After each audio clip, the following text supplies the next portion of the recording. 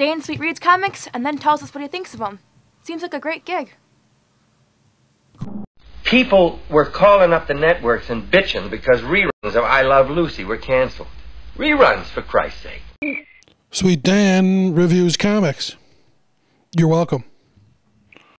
By the power of the White Lantern ring, I say, let there be. Hey, kids, how you doing? Comic Book Man here. Welcome to my video outhouse. It's time once again for... I don't even know where I am right now. He's in the video outhouse. It's Sweet Dan, and we're sweet talking comics today. That's right. And of course, we're coming to you from Alternate Reality, which is located at the intersection of 111th and Kedzie in beautiful downtown Mount Greenwood. Mount Greenwood, where they're tearing down the Walgreens right now while we sit here. It's got to go. They're tearing it down. I hate Walgreens. And they're not using the White Lantern ring at all. But Alternate Reality, Run with Comics, get 15% off every day for everyone, including me. The entire run of this Brightest Day, which is on its second issue. Its first issue. It had a 0 issue, so that makes it the second issue. Even though it's the first issue. That's just a Chinese puzzle there for you to figure out for hours. I'm backwards now. Hey, wow, man. I don't even know what's going on. So, Dan read it. Yeah. He's still in One Piece. And it's a Jeff Johns comic, which is so... And he loves Jeff Johns. I don't love Jeff Johns, but I love this comic. How is it? I thought it was phenomenal. Phenomenal. Well, we're done. You know what, man? I think DC is at its strongest, and I think they think they're at their strongest when they're exploring characters not Superman, not Batman, and not Wonder Woman related. That has been the editorial policy now since just before Trinity, because they're actually trying to concentrate on those three characters away from the rest of the DCU, and they're trying to promote the rest of the DCU: Flash, Green Lantern, Hawkman, Martian Manhunter, Aquaman. They're what you would consider their second string, bottom tier, top tier characters. Which leaves more room to explore not only the characters' sort of backstories and what their possible futures are, but it's characters without this ingrained sense of this is how they need to be, this is who they are, this is what they do. So I mean, there's a lot more wiggle room with Aquaman, who hasn't had a steady, reliable version of his character on shelves in a million years. Well, look at the characters we're talking about. Flash, Green Lantern, Martian Manhunter, Aquaman. These are characters that, while they've been around a long time, characterization-wise, there hasn't been a lot solid done with them. Yeah, I know Green Lantern and Flash, but we're talking Barry Allen, who hasn't been around since 1986 when he died in Crisis. We're talking about Hal Jordan, who never really had much of a personality to begin with. That was the whole thing with him. Flyjock, you know? It was everything was the ring. Aquaman, who, only thing people remember about him is his kid's dead. And he talks to fish. And Martian Manhunter, who either has a big eyebrow or doesn't. Yeah, he looks like Cro-Magnon, man. But that's there's a lot to work with there. But yet these are all very viable properties. Yeah. These are strong, great characters. They sure I mean, when handled properly. And I mean, say what you want, and I'll say a lot about regressing back to the Silver Age characters from characters that I grew up with. But honestly, I'm at this point in my comic reading experience where reading new characters, or at least characters I don't know so much about, is a priority for me. Yeah. Well, I didn't enjoy Blackest Night. I didn't read the 2 years worth of Green Lantern stories leading up to it, and I didn't really care for Return of the Living Dead DC style. But it bridged the gap from that series to this. Yeah. You know what I mean?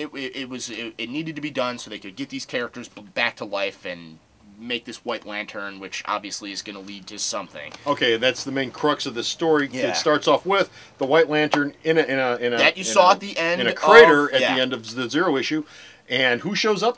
Sinestro, Hal Jordan, and Carol Ferris, the trifecta of the Corps, apparently. And they all take a shot at trying to lift up the lantern. And what happens? Nobody can. Nobody can. It's sword in the stone. Exactly. I mean, which is cool. And I mean, I say what you want. I mean, Deadman's walking around with a White Lantern ring, and he's the only one who still has one. So I'm pretty sure we know who's going to lift the lantern up. Yeah. But maybe I'm calling it right now. I mean, well, you know what? I'm not going to call it because that's dumb. I don't know. Okay, but that's just the first part of the story. The story's broken down into what, like 5 other parts? Little bits and pieces. You know, Jeff Johns and Tomasi kind of move around with certain characters that have brought back. They don't get to all 12. You don't get to see any of the bad guys, really. No. But you get a great little piece with the lanterns. You get Aquaman and Mara doing some badass stuff out in the ocean. You get to learn a bit about Aquaman as his powers seem to have stuck with him from the Black Lantern side of his personality. Well, he's got all the powers that he had before. Plus, now he can control not only a live fish, but I'm going to cut you off right there. I don't think he can control live fish. They don't display that once. Well, you can't tell. You can't tell yet. But so far, everything he summons are dead stuff. Okay. Which is cool. Okay, you also have Firestorm in this book. Firestorm, who you really like. Ronnie Raymond's a great character. He's a good kid. He's a what? butthead. He's a butthead. Here's the deal. Jason Rush, the Black Firestorm, has been the one that I've known for a while. Yeah. You know what I mean? Well, he's been around for like 4 or 5 years now. Long time. When during Blackest Night, Black Lantern Firestorm, Ronnie, killed Jason's girlfriend. Good job. He doesn't seem to care. What a mean man. What a bad boy. So there's a lot of internal conflict there with Firestorm because Jason exists only in Ronnie's head. They're both in their head. When he's Firestorm, they can split apart, but yeah. So that's sort of weird. I'm wondering why they're bringing back this character only to establish that he's a complete a-hole. And you also have Martian Manhunter. You get Martian Manhunter, who's so badass, and he's terraforming Mars all by himself. He's trying, but he gets cut off because he has a vision, and his vision, it's him killing somebody he never killed. So he doesn't really know what's going on. He's like, well, I guess I'll save this terraforming Mars for another year or so. You've got the Hawks reconnecting with their former selves, sort of, in this weird way.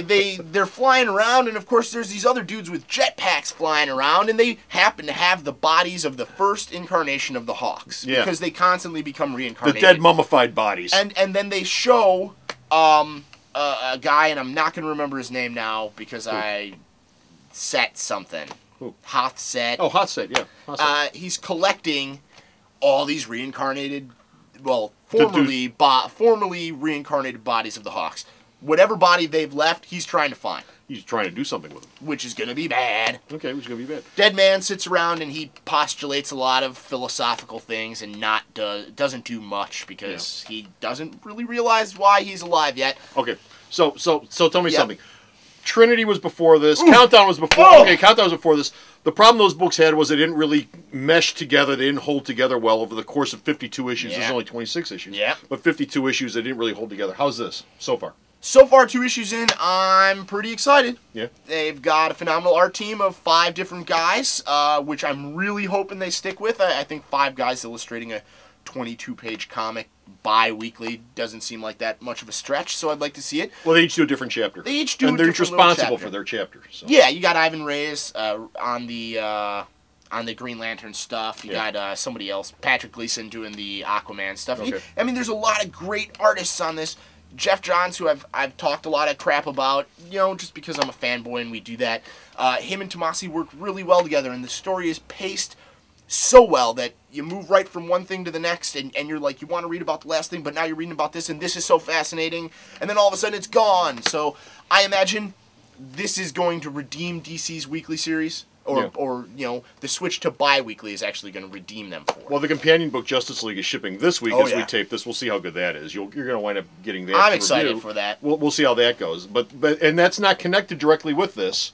But yet, sort of. It was a Brightest Day book, but you don't need to buy that to read this or vice versa. They're touting the Justice League book as nobody in the world remembers Maxwell Lord, except for the 4 original ones. But that's a whole other show. Exactly. That was next week. So this is good.